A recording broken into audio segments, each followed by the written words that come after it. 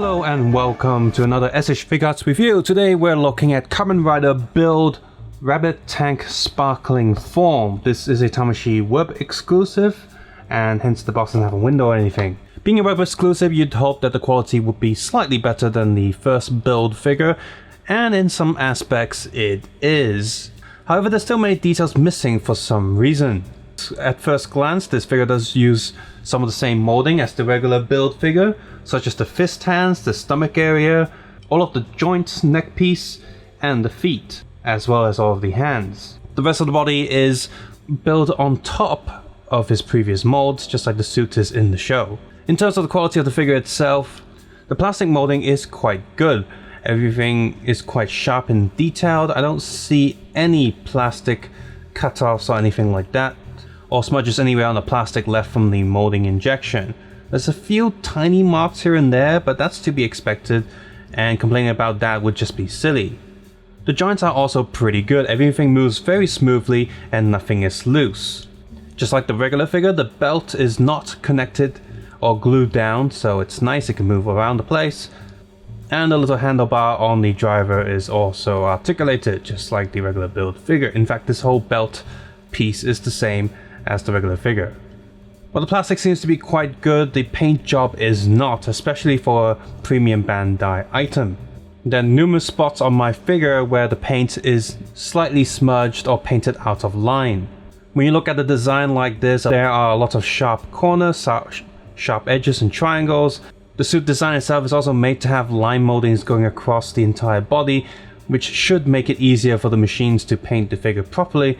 However, this is not the case. There are still smudges in quite a few places. While the paint job isn't terrible, on close inspection, it does get a little bit annoying. Quality control aside, the red that they've used seems to be same as the regular build figure. However, the blue is of a lighter shade, a brighter shade compared to the regular build figure. The white paint itself seems to be a matte finish, apart from the ones that are on the arms and legs. Those have a gloss feel to them. And I gotta say, the glossy white does make the figure look a little bit tacky and cheap. The color of the eyes are the same as the regular build figure, and are also made out of hard plastics, so there's a huge chance you're gonna snap those eyes if you drop this figure onto the floor. I've seen some people complain about the eye holes. They seem quite obvious and quite big. I don't mind that too much, to be honest. It seems sort of like realistic to have eye holes there where the suit actor's eyes would be. So I'm actually okay with that. But some people say, well, you can't really see it in the show, it's not that noticeable. And truth be told, it's also less noticeable on the regular build figure. But again, I'm not too bothered by that, since if I'm going to take some photos of this figure, I'll probably Photoshop the entire eyes anyway, and to give it some light and brightness. But for people who just want to play with this figure, look at it, those eye holes might get a little bit noticeable after a while. In terms of accessories, the regular build figure only came with 5 extra hands, which was just terrible.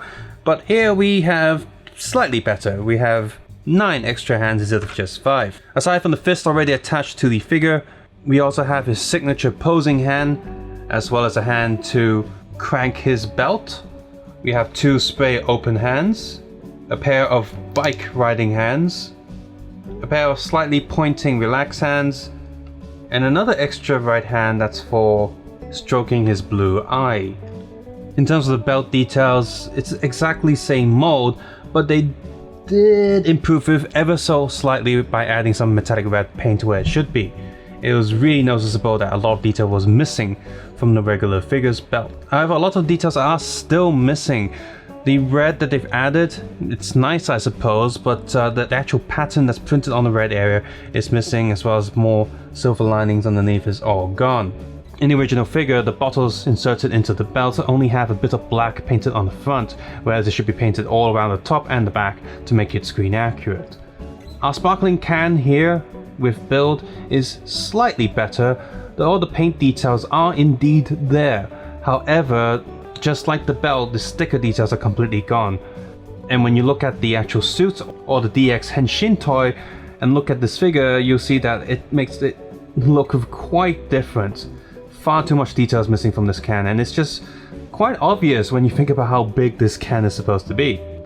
lacking with paint or sticker detail, at least the molding detail is pretty spot on. Much like the regular figure, the bottle slots have a lot of patterns underneath that you're not going to see for the most part, but I'm glad the details are there. They didn't just mold a flat piece of plastic underneath where the bottle should be. The bottle carriers are also quite detailed as well.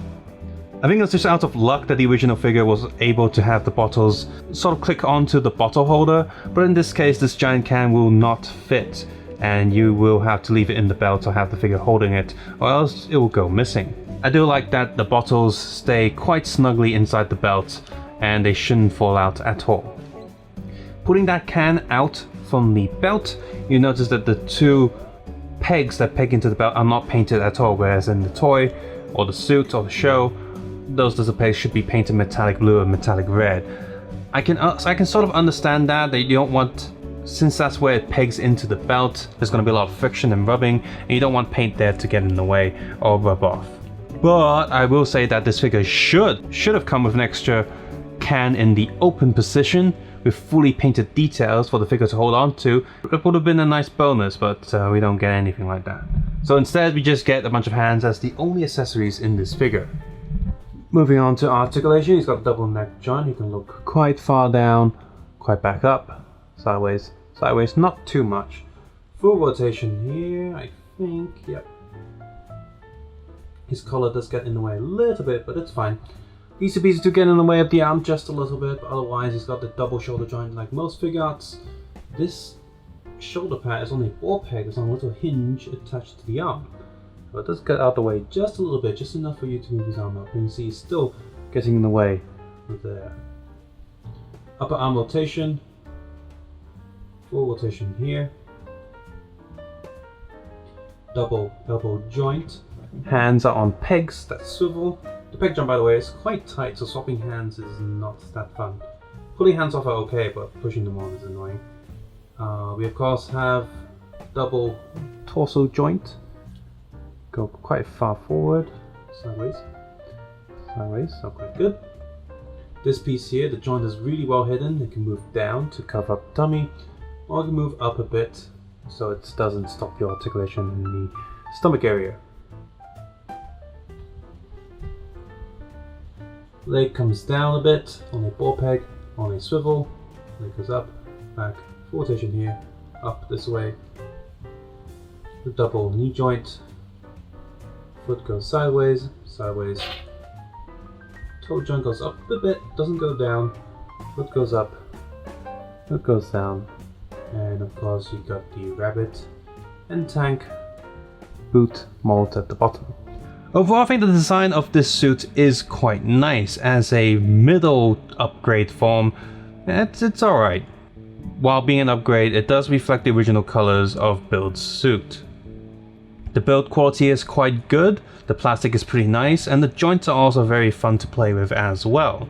However, for the price it's going for, I would have preferred the quality control to be a bit better with the paint job, as well as having more details on this figure. For Kamen Rider fans out there, I don't think the story in Build is quite good, and therefore I don't feel like I want to collect every single Build Figuarts out there. However, if story is not an issue with you and you just like the design of the suit and want the figure of it, this isn't a bad figure per se, but it might be a bit on the expensive side for what you get. Hopefully there'll be some sort of discount in the near future, otherwise I don't think this is a necessary figure. It's alright, bit too pricey, character kinda sucks. If you found this video useful or liked it, please consider clicking the like button, subscribe, and leave a comment below. Perhaps you do like the story of Build, or you really like the suit design here, or you have one where the quality control is a bit better, or perhaps you have the best match series figure of Sparkling and maybe you think that one's good enough. As always, you can support this channel by watching with ad block turned off, or head over to Patreon and supporting it there. If you want to send me any products for review, please send me a private message via email that you can find on the contact part of my YouTube page. As always, take care, have a nice day. I'll see you guys soon. Bye bye now.